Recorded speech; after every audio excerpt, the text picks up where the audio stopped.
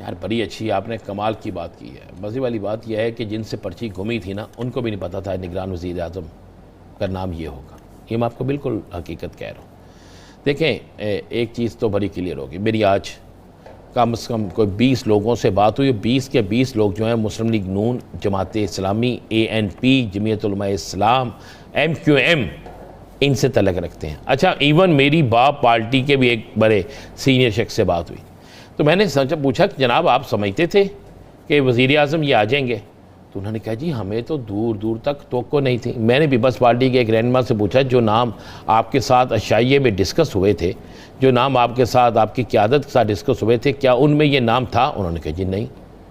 अच्छा, फिर मैंने पूछा कि अगर उसमें ये नाम नहीं था, फिर मैंने मुस्लिम लीग नून के एक बड़े अहम शख्स से पूछा, मैंने कहा जनाब ये नाम अगर था तो इस नाम की अनाउंसमेंट से आधा घंटा पहले तक इसहाक डार साहब बड़े मुतमिन थे। वो तो इतने मुतमिन थे जिसकी इंतहा कोई नहीं, और वज़ीर आज़म साहब की तकरीर में भी कुछ ऐसा इशारा दिया गया था।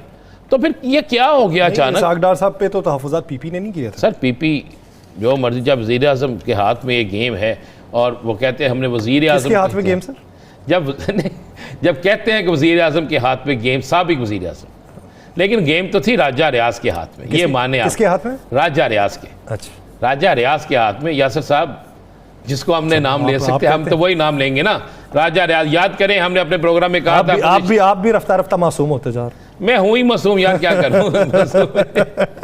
बात यह है कि जहां से ये नाम आ गया, वहां से नाम आने के बाद ये नहीं हुआ कि इस नाम पे बहस करो, ये नहीं हुआ कि इस नाम पर अपने साथियों को इत्मीनान में लो, ये नहीं हुआ कि इस नाम पर डिस्कस करो, बल्कि ये हुआ कि इस नाम पर साइन करो। और इस नाम पर साइन करने के बाद अनाउंसमेंट किसने की है? राजा रियाज ने। राजा रियाज साहब ने अनाउंसमेंट की है, शहबाज शरीफ साहब ने अनाउंसमेंट नहीं की। और जब अनाउंसमेंट हो गई और उसके कितनी देर बाद नोटिफिकेशन जारी हो गया, चंद मिनटों बाद, घंटा भी नहीं लगा। यासर साहब फिर आप समझ लें कि किस किस के साथ हाथ हो गया है। पीपल्स पार्टी शदीद नाराज़ है। मैं ये आपको लफ्ज़ कह रहा हूँ। खुर्शीद शाह का बयान आपने सुन लिया था, एमन वली ख़ान का बयान सुन लिया आपने, मौलाना साहब को चुप लग गई।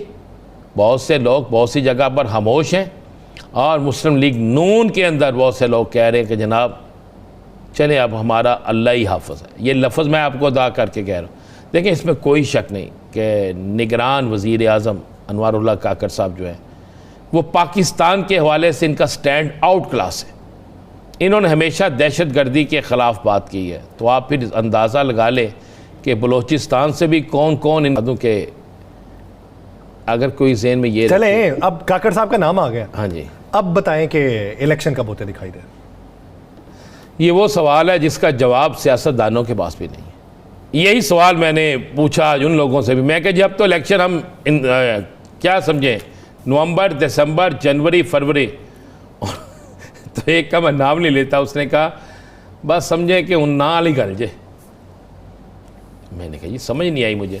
उसने कहा बस समझ लें कि ये अब इंतखाबात नहीं होते जी। वो कल ना एक बड़ी मज़े की मीम चल रही थी, एक वो उन्होंने कहा जी कि वज़ीर आज़म, निगरान वज़ीर आज़म की मुशावरत के लिए शहबाज शरीफ और राजा रियाज के माबैन मुलाकात, दोनों एक दूसरे से पूछते रहे कौन आ रहे।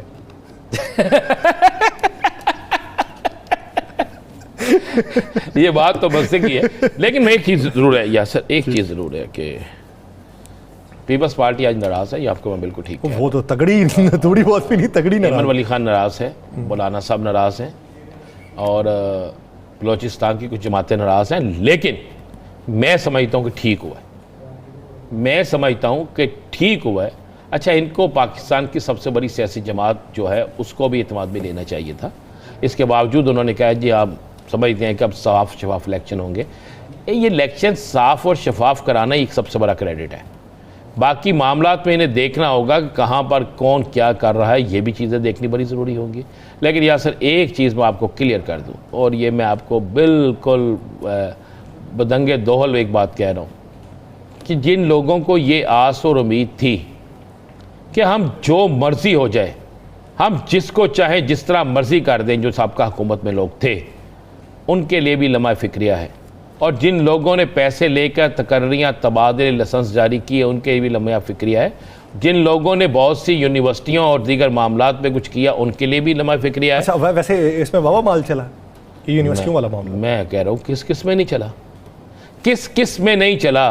अच्छा आप क्या समझते हैं कि नई हुकूमत आ गई? आज मैं एक आपको और बताऊँ, जी जी एक और बताऊँ, ये हादसे को कितने दिन हुए हैं?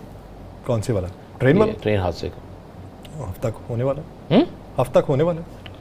अगर मेरे हाथ में वक्त जो हैं होश के नाखून ले और जाके ज़रा मियो गार्डन में देखें कि अभी तो शायद कफन भी मैला नहीं हुआ, अभी तो शायद वो बोगियाँ जो हैं उनकी मरम्मत भी नहीं हुई, और एक आज बड़ा आला फंक्शन मियो गार्डन में हो रहा है रेलवे का, अलविदाई तकरीबात हो रही हैं।